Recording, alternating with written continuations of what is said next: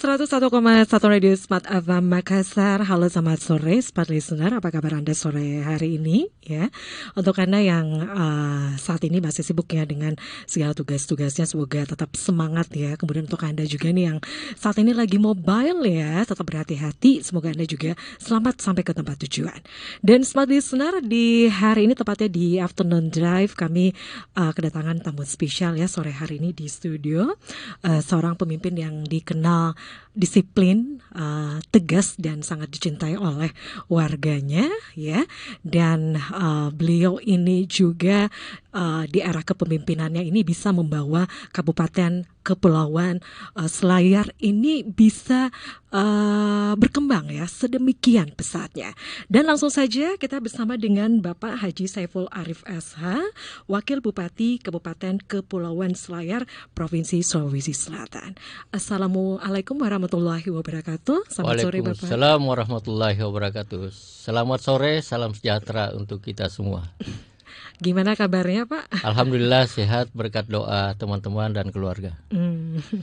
Terima kasih sekali lagi sudah hadir di studio Smart FM Makassar Pak. Ini kunjungan yang ke pertama kali ya Pak ya? Iya, ya. Setahu saya baru pertama kali ini. Ya. Mudah-mudahan bukan hanya yang terakhir. Yang pastinya ini undangan yang pertama, nanti tunggu lagi nih undangan berikutnya Pak. Ya baik, Pak Saiful ya, tentunya juga nih Smart Listener ingin mengetahui ya, di bawah kepemimpinan dari Bapak Saiful Arif ini bisa membawa perkembangan ya untuk Kabupaten Kepulauan Selayar, dan perkembangannya itu seperti apa Pak? Tapi sebelumnya saya ingin tahu dulu nih untuk sedikit gambaran Pak untuk Kabupaten Kepulauan Selayar ini sebenarnya seperti apa Pak? Silakan Pak. Baik, Kabupaten Kepulauan Selayar ini berubah nama dari Kabupaten Dati 2 Selayar. Kabupaten Dati 2 Selayar itu lahir berdasarkan Undang-Undang Pembentukan Dati 2 di Sulawesi, Undang-Undang Nomor 29 tahun 59. Tapi dalam perkembangan waktu kami kemudian berusaha untuk merubah nama menjadi Kabupaten Kepulauan Selayar. Bukan Kabupaten Selayar dan Kepulauan, berbeda dengan Pangkep. Karena kondisinya berbeda. Secara geografis seluruh wilayah Selayar itu terpisah dari daratan Sulawesi. Oleh karena itu kami dahulukan kepulauannya daripada kabupatennya. Dan ini berubah di tahun 2008. Alhamdulillah dengan berubahnya itu, maka pemerintah pusat setiap mendiskusikan itu langsung tergambar di dalam memorinya bahwa Selayar ini terdiri dari beberapa pulau. Maka harus ada dukungan pelabuhan, harus ada dukungan armada, harus ada dukungan fasilitas perikanan. Seperti itu. Ya, oke. Nah, Pak Saiful ini kan menjabat sebagai Wakil Bupati Kepulauan Selayar ini itu dari tahun 2010 kemudian hingga 2015 ya Pak. Kemudian terpilih lagi untuk periode yang kedua itu di 2021 hingga 2024. Nah, tentu Smart Listener juga ingin mengetahui nih, di era ataupun di bawah kepemimpinan dari Bapak Saiful ini sendiri, seperti apa sih perkembangan dari Kabupaten Kepulauan Selayar ini Pak? Iya, baik perkembangan fisik maupun non fisik di 2-3 tahun terakhir ini, alhamdulillah berkat sinergitas, kolaborasi, keterpaduan lintas organisasi, komunitas, karena kami selalu bekerja sama dengan Pak Dandim, dengan Pak Kapolres, dengan Pak Kajari, dengan pihak-pihak mana saja yang kemudian mendapat tugas pengabdian di Selayar. Alhamdulillah beberapa kemajuan dapat kita raih. Dari aspek opini, kami barangkali sudah 7 tahun berturut-turut wajar tanpa pengecualian WTP. Itu sekali lagi adalah kerjasama antara semua stakeholder yang memberikan dukungan sinergitas di bawah kepemimpinan Pak Basli sebagai Bupati dan saya Saiful Arif sebagai Wakil Bupati. Dari aspek kami punya 3 program. Program pertama itu kawasan industri perikanan terpadu. Yang kedua kawasan ekonomi khusus pariwisata. Yang ketiga, pusat distribusi logistik kawasan timur Indonesia.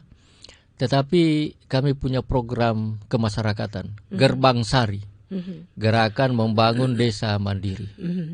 Karena inilah yang akan dirasakan langsung dengan ekonomi kerakyatan, masyarakat bisa kemudian menikmati perputaran keuangan yang ada di level paling bawah.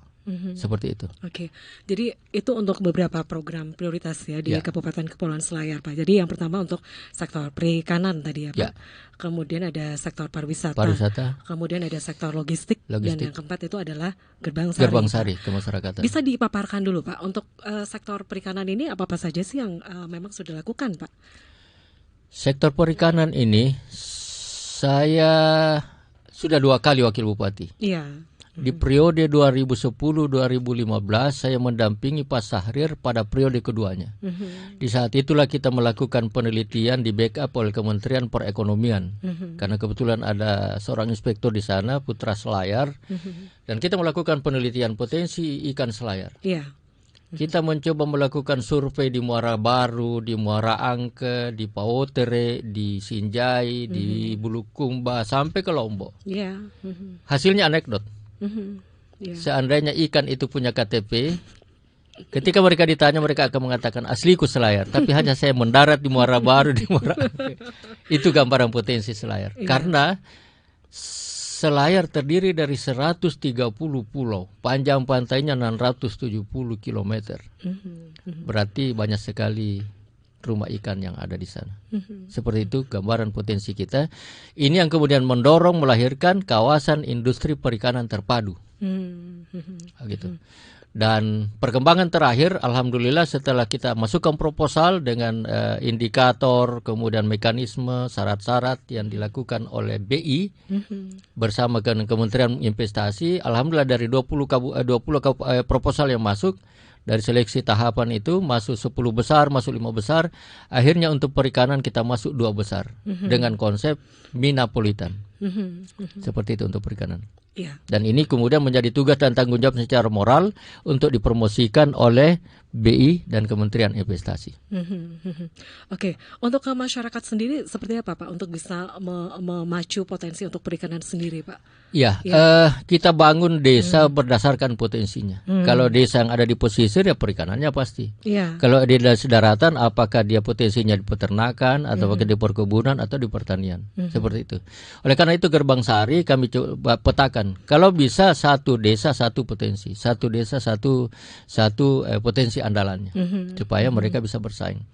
Nah oleh karena itu di dalam aturan yang baru ini ada BUMDes, Badan Usaha Milik Desa. Ini yang terus kami pacu bagaimana struktur kelembagaannya, bagaimana SDM-nya supaya profesional, dan bagaimana penyertaan modalnya dari APBD desanya kepada BUMDes itu. Ini akan menggerakkan ekonomi kerakyatan berdasarkan potensi yang ada di wilayahnya. Seperti itu. Itu yang menjadi program prioritas ya dari Pemda setempat ya. Oke. Pak, itu tadi ya untuk sektor perikanan. Kemudian untuk sektor pariwisata sendiri bagaimana Pak potensinya? Sektor pariwisata, program unggulan kami, prioritas kami kawasan ekonomi khusus pariwisata, KEK pariwisata. Ini prosesnya agak panjang karena kewenangan bukan hanya di kabupaten, kewenangan itu ada sebagian di provinsi, bahkan kewenangan ada itu di kementerian. Oleh karena itu, di samping mendorong itu, memproses itu, mengusahakan itu sampai lahirnya instruksi atau keputusan presiden sampai lahir itu Selayar memiliki kawasan ekonomi khusus pariwisata, kami terus mengadakan event. Event apa saja yang ada di provinsi, bahkan yang kalau bisa ditarik tarik ke Selayar. Event olahraga, event seni, event budaya, event organisasi seperti Jambore PKK tingkat provinsi kami tarik ke Selayar. Seleksi tilawatil Quran hadis tingkat provinsi kami tarik ke Selayar. Komunitas-komunitas motor, komunitas-komunitas sepeda, kemudian penggiat-penggiat hobi kami tarik ke Selayar. Sambil mendorong untuk finalnya ini KEK di kementerian. Seperti itu. Oke. Ya, tadi sempat diinformasikan ya bahwa untuk potensi pariwisata di Kabupaten Kepulauan Selayar ini memang sangat luar biasa, Pak. Dan tentu ada banyak tantangan ya, Pak, untuk Pemda setempat bagaimana untuk bisa potensi pariwisata ini bisa berkembang gitu, Pak. bagaimana dengan pendukung sarana lainnya Pak, misalnya untuk dari segi infrastruktur, seperti apa Pak di sana? Baik, kenapa Selayar terkenal dengan pariwisatanya? Karena memang ada taman nasional tingkat dunia internasional di sana, Taman Nasional Taka Bonerate. Bahkan itu ada pejabat tingkat kementerian yang ditempatkan di sana. Balai masalah, Balai Taman Nasional Taka Bonerate yang berada di bawah struktur kelembagaan Pemda, tidak di bawah perintahnya Pemda, bukan bawahnya tetapi dalam koordinasi. Nah, tetapi karena itu aksesnya agak jauh, kemudian butuhkan waktu lama, kami punya miniaturnya Taka Bonerate di dekat Selayar. Oh gitu Pak. Ada Bahu Luang di ujung selatan Selayar, ada Pasik Gusung berada hanya 20 menit untuk menyeberang ke di depan ibu kota Kabupaten Kepulauan Selayar. Itu wisata bahari. Tetapi di Selayar ternyata wisatanya bukan hanya wisata bahari, ada wisata sejarah. Oh ya. Dari berbagai macam peninggalan sejarah itu membuktikan bahwa Selayar pernah masuk jaringan perdagangan internasional. Ada gong negara di sana terbuat dari perunggu. Menurut ceritanya, riwayatnya hanya ada 2 di dunia. Satunya di Selayar, satunya di Cina. Malah katanya suami istri. Hanya saya belum tahu yang mana istri, yang mana suami. Itu budaya, sejarah. Ada wisata lingkungan. Pusat-pusat pohon kenari itu kami kembangkan menjadi wisata lingkungan. Tapi ternyata dalam perkembangannya para wisatawan bukan tertarik pada jasa lingkungannya, malah tertarik pada budayanya. Mulai dari memanjat kenari, kemudian memecah kenari, kemudian mengolah menjadi tenteng dan kuliner. Itu yang justru menarik wisatawan. Oh ya. Ya, di samping wisata budaya, di samping wisata kuliner. Kalau di Jawa itu ada nasi uduk, di Selayar ada nasi santan. Oh ya. Kami tunggu di Selayar. Harus dicoba itu Pak. Oke. Tentu ada banyak kayak yang menjadi hal yang menarik ya. Yang kenapa sih harus Kabupaten Kepulauan Selayar ini dijadikan destinasi wisata gitu ya Pak ya. Nah tentu ada berbagai upaya juga nih dilakukan oleh Pemda setempat bagaimana untuk bisa menarik minat wisatawan ataupun investor untuk datang ke Kepulauan Selayar ini. Apa yang dilakukan Bapak? Tadi pertanyaannya akses, pertanyaannya fasilitas, pertanyaan itu memang tidak bisa dipisahkan dari wisata. Wisata itu bukan hanya daya tarik, objek, tapi ada aspek akomodasi, aksesibilitas, fasilitas, transportasi dan lain-lain. Kami hanya mengatakan bahwa Selayar Selayar itu adalah bagian dari Sulsel. Selayar itu bagian dari Indonesia. Tanpa Selayar Sulsel nggak lengkap. Tanpa Selayar Indonesia tidak cukup. Oleh karena itu kami berharap Selayar dibangun berdasarkan posisi strategisnya dan potensi andalannya. Jangan belas kasihan, jangan. Kami tidak rela. Kenapa? Karena begitu menggeliat itu ekonomi Selayar, itu akan mendorong ekonomi Sulawesi Selatan. Dan ketika ekonomi Sulawesi Selatan bangkit, itu akan memperkuat ekonomi nasional. Seperti itu. Perjuangan kami untuk meyakinkan tentu dengan perencanaan argumentasi yang bisa meyakinkan pihak penentu kebijakan di provinsi maupun di nasional. Seperti itu. Oke, iya. Jadi memang Pak, pada saat ingin membangun suatu wilayah, dilihat lagi Pak untuk potensinya apa sih Pak? Ini menjadi suatu kekuatan ya. Betul, nah Pak, sebenarnya untuk mengembangkan suatu wilayah Pak, dari Bapak Saiful sendiri melihat Pak, sebenarnya apa sih yang menjadi permasalahan suatu wilayah itu bisa berkembang Pak? Iya, Selayar karena satu-satunya kabupaten yang berada di luar daratan Sulawesi, sehingga kami pernah diledek sebagai kabupaten luar negeri. Ya tantangannya di bidang pemerintahan karena jaraknya kita harus tergantung pada musim dan cuaca, sehingga saya kalau mau kunjungan kerja ke pulau-pulau, kalau bukan bulan 4 di awal tahun, bulan 10 di akhir tahun. Karena itulah musim yang paling tenang, cuaca yang paling baik, kemudian angin yang paling teduh. Disitulah di bulan 4 itu saya lakukan monitoring dan persiapan proyek apa yang masuk di wilayah Kecamatan Kepulauan untuk persiapan lokasinya, kondisinya dan lain-lain. Nanti di bulan 10 adalah evaluasinya. Apa yang menjadi tantangan, apa yang menjadi kendala, apa persoalannya, sehingga masih ada waktu untuk menyelesaikan sebelum akhir tahun. Seperti itu. Yang kedua, kami punya program prioritas untuk digitalisasi. Iya. Karena di bidang pendidikan, di bidang kesehatan, di bidang kesejahteraan itu kalau harus datang langsung ke Selayar, waktunya lama, biayanya banyak, kemudian ketika mereka ke Selayar itu butuh transportasi. Oleh karena itu sebelum mereka memfinalkan urusannya di bidang apapun juga, kalau bisa melalui media saja dulu. Seperti itu pelayanan kami. Okay. Tantangan kami memang di BBM, di gas, di listrik, di air. Itu tidak dialami oleh pemerintah lain di daratan Sulawesi. Itu hanya kami alami. Oleh karena itu kami berjuang sendiri bagaimana untuk bisa memenuhi kebutuhan masyarakat dengan sekaligus tetap mengingatkan pemerintah provinsi dan pemerintah pusat bahwa ada tugas dan tanggung jawabnya di Selayar. Iya. Kalau untuk kasus stunting sendiri seperti apa Pak di sana? Untuk stunting kemudian lapangan pekerjaan di sana Pak? Kasus stunting ini sudah karena begitu pentingnya persoalan ini, isu nasional sampai wakil bupati, wakil wali kota itu ditunjuk dikasih amanah sebagai ketua TPPS, tim penurunan stunting. Dan saya yang selalu memimpin pertemuan itu. Dalam pertemuan terakhir kami sudah melakukan pemetaan. Iya Pak. Apa yang menyebabkan wilayah itu stunting? Apa yang menyebabkan anak itu stunting? Karena stunting ternyata bukan hanya persoalan ukuran tinggi badan dan berat badan, bukan. Ada persoalan lingkungan, ada persoalan pendidikan, ada persoalan wawasan. Dan oleh karena itu kami sudah membagi tugas kemarin, menganggarkan cukup banyak, dan saya sudah sampaikan kepada teman-teman identifikasi berapa dana yang masuk di OPD-mu, di kantormu, kemudian apa yang akan kamu tangani, kita bagi habis itu supaya angka stunting yang ditargetkan pada 14% di tahun 2024 bisa kita capai, bahkan bisa kita melampaui target. Seperti itu. Sinergitas kuncinya. Jadi PKK kami akan libatkan, kemudian teman-teman tentara kami akan libatkan, teman-teman polisian kami akan libatkan, teman-teman Basnas malah sudah ikut masuk dalam situ untuk stunting dengan kemiskinan ekstrim. Seperti itu. Ya, itu untuk stunting Pak. Ya. Kemudian untuk pemenuhan lapangan kerja sendiri gimana Pak di sana? Pemenuhan lapangan kerja selalu kami buka pelatihan, tetapi selalu saya katakan apakah di dinas tenaga kerja, perdagangan dan UMKM, kalau kau buka pelatihan itu berbasis kebutuhan.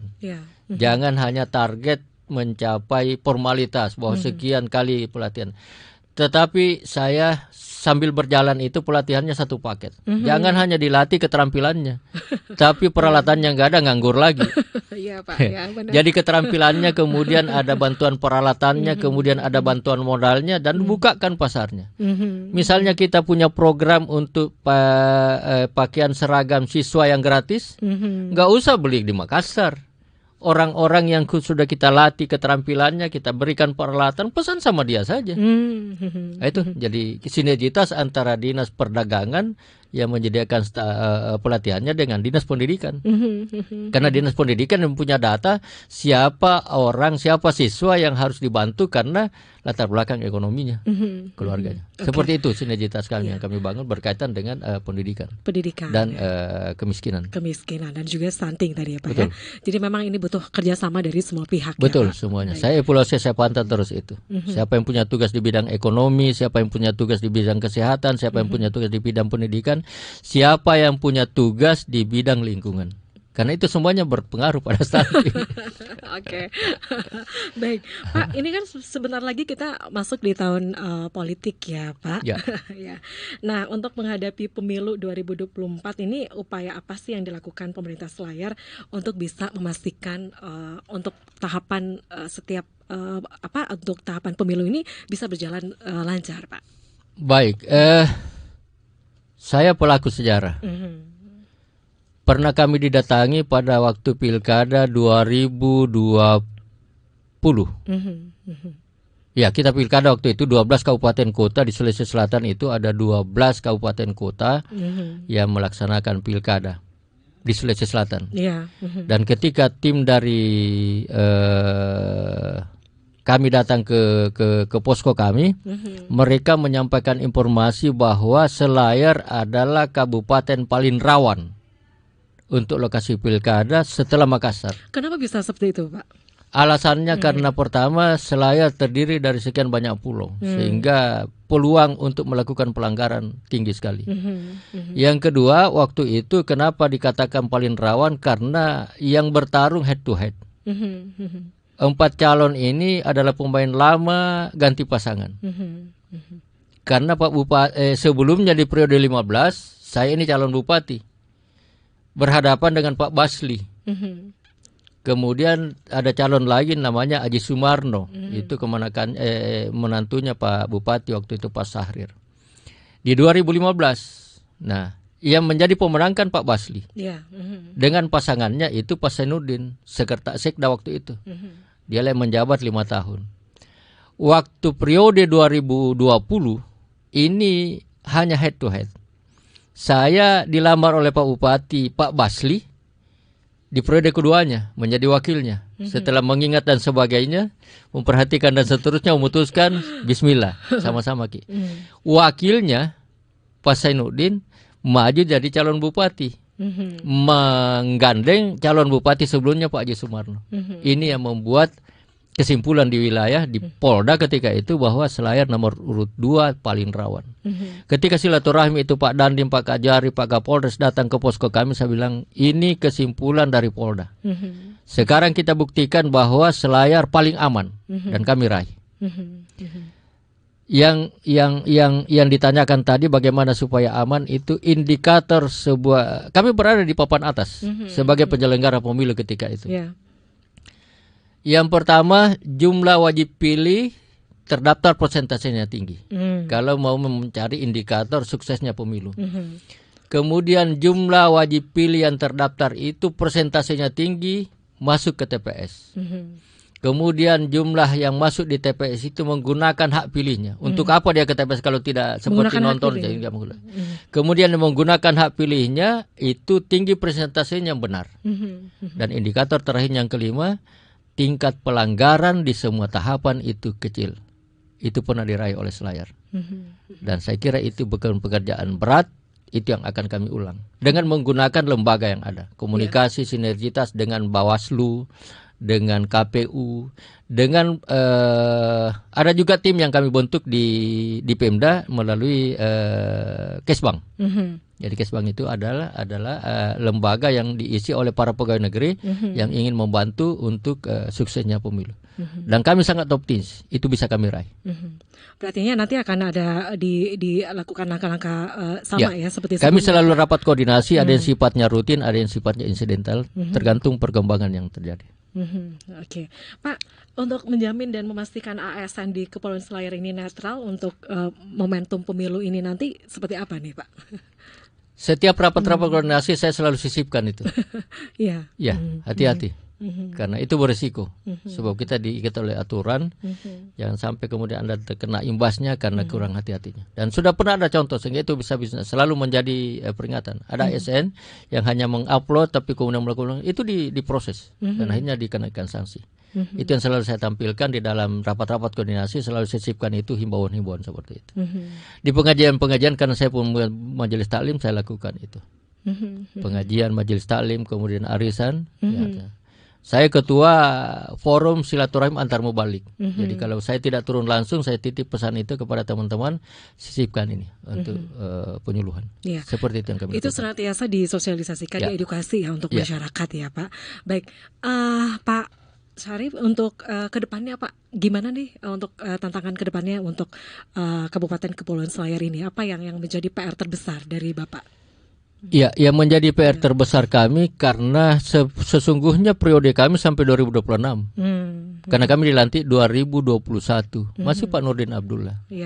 Persoalannya kemudian apakah dan hampir pasti itu kami harus ikut pada periode 2024 ini. Di November, bahkan katanya maju 2 bulan.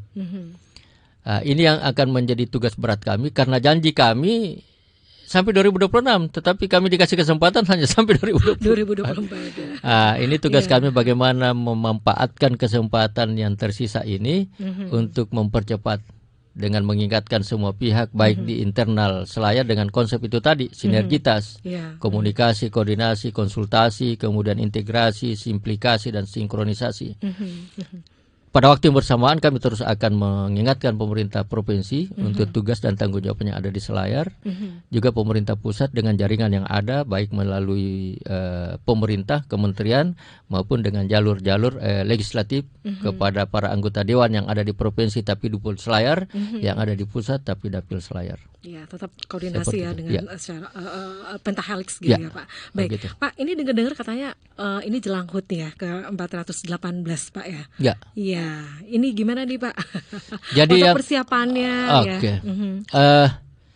Ini hari jadi Selayar. Yeah. Jadi hari ulang tahunnya Selayar, bukan hari ulang tahunnya Kabupaten Selayar, bukan hari ulang tahunnya Kabupaten Kepulauan Selayar. Perlu ditahu. Hari jadi Selayar itu dimulai tahun 1605. Makanya ulang tahun yang ke-418. Nah, oleh karena itu tema yang kami usung itu adalah dengan semangat religi terus bersinergi untuk menuju Selayar mandiri. Motonya Selayar itu mapan mandiri, menata arah masa depan, disingkat mapan, mandiri, masyarakat adil dan makmur di bawah ridha ilahi. Itulah yang terus kami akan kembangkan, motivasi, semangati di hari jadi ini, dan persiapannya akan kami mantapkan karena sudah ada agenda untuk festival layang-layang, sudah ada agenda untuk festival budaya Anjoro atau kelapa, di samping tentunya upacara intinya pada hari hanya tanggal 29 November. 29 November. Ya. Ini gimana nih Pak untuk bisa melihat juga keikutsertaan dari masyarakat untuk bagaimana acara ini bisa sukses gitu Pak? Ya. Ya. Selalu kami ingatkan teman-teman panitia pelaksana di lapangan bahwa ini hari jadi Selayar, bukan hari jadi orang Benteng. Oleh karena itu, semua kegiatan yang bisa dilakukan di tingkat desa, lakukan di tingkat desa. Misalnya olahraga tradisional longga, pakai bambu. Ya, itu sambil ada juga berlari nanti, ada lanja atau apa namanya itu. Kemudian akak daro, lomba lari dengan menggunakan itu tempurung. Sabuk kelapa Pak. Tempurung yang dijadikan sebagai sepatu lari. Kemudian ada juga olahraga tradisionalnya longga, kemudian parlos, longga tekdo, itu kita hidupkan. Jadi semua kegiatan yang bisa dilaksanakan di wilayah desanya dilaksanakan. Jangan hanya terpusat di kabupaten, karena ini hari jadi Selayar, bukan hari jadi orang Selayar di kota. Ya, seperti itu. Iya, hari jadi secara keseluruhan gitu Pak. Iya. Sebenarnya kalau di Selayar itu berapa bahasa ataupun berapa etnik di sana Pak? Ada seorang mahasiswa Unhas Fakultas Hukum pernah melakukan penelitian, ternyata di Selayar itu ada 4 bahasa lokal. Di samping bahasa Selayar sendiri yang kosakatanya kemerdekaan mirip bahasa Makassar. Tetapi di sana ada bahasa Bugis, ada bahasa Bajo, ada bahasa Layolo, ada bahasa barang-barang, di samping bahasa Selayar sendiri. Dan sebagian yang di wilayah kepulauan itu bahasanya kosakatanya kebanyakan mirip-mirip, bahkan sama dengan bahasa Buton. Karena komunikasinya mereka lebih banyak ke Buton daripada ke ibu kota daratan saya sendiri. Jadi bahkan dari nama lengkap di Selayar ada Opu, ada Pata, ada Karaing, ada Andi, ada semua di sana. Jadi bisa ini. Jadi Selayar ada miniaturnya Sulawesi Selatan lah. Jadi bisa ini ya dengan bahasa masing-masing gitu Pak ya. Yang herannya mereka sama-sama orang Selayar, tapi antara barang-barang dengan Layolo nggak bisa, baku komunikasi nggak bisa. Jadi kalau mereka mau komunikasi ya bahasa Selayarnya yang dikeluarkan. Oke. Iya. Baik, kita kembali lagi Pak. Jadi untuk rangkaian HUT untuk Selayar ya Pak. Ini di tahun Selayar yang ke-418. Jadi upacara intinya pasti rapat paripurna istimewa. Tapi kita berharap pada kegiatan-kegiatan yang melibatkan masyarakat sehingga ini hari jadi Selayar miliknya Selayar, bukan miliknya pemerintah. Iya. Oke. Baik. Ada banyak harapan ya Pak untuk menjelang HUT ke-418 ini apa Pak dari Bapak? Ya. Kami berharap melalui peringatan hari jadi Selayar yang ke-418 itu nilai-nilai yang terkandung di balik lahirnya hari jadi itu tetap menjadi semangat spirit bagi semua komponen yang ada, komponen masyarakat yang ada di Selayar. Nilainya itu nilai perjuangan, nilai keagamaan, nilai kebahagiaan, dan nilai kejuangan. Kami terus memadu itu baik dalam sambutan maupun dalam kegiatan, karena itulah yang menyemangati Selayar untuk terus eksis dari waktu ke waktu. Seperti itu yang kami lakukan. Ya, harapannya seperti itu Pak ya. Semoga Selayar ini berkembang menjadi satu wilayah yang maju, dan satu lagi Pak, tentu masyarakatnya juga semakin sejahtera ya. Insya Allah, amin. Baik. Dan ya, smart listener, sekali lagi Bapak masih ada yang ingin sampaikan Pak? Ya, semuanya saja ini? Pendengar di mana saja berada, ayo ke Selayar. Mudah-mudahan kehadiran Bapak, Ibu, dan teman-teman di Selayar makin terkenal dan akan tetap terkenang, insya Allah. Sekian, terima kasih. Assalamualaikum warahmatullahi wabarakatuh. Iya, baik. Ya, smart listener, demikian ya wawancara kita bersama dengan Bapak Haji Saiful Arif SH, Wakil Bupati Kabupaten Kepulauan Selayar, Provinsi Sulawesi Selatan. Baik, sekali lagi terima kasih Bapak. Terima kasih. Ya. Dan smart listener, demikian untuk perbincangan kita di Afternoon Drive untuk sore hari ini. Saya Mirza Arianti dan juga ada Bapak Saiful Arif di sini. Kita pamit ya. Assalamualaikum warahmatullahi wabarakatuh. Waalaikumsalam warahmatullahi wabarakatuh.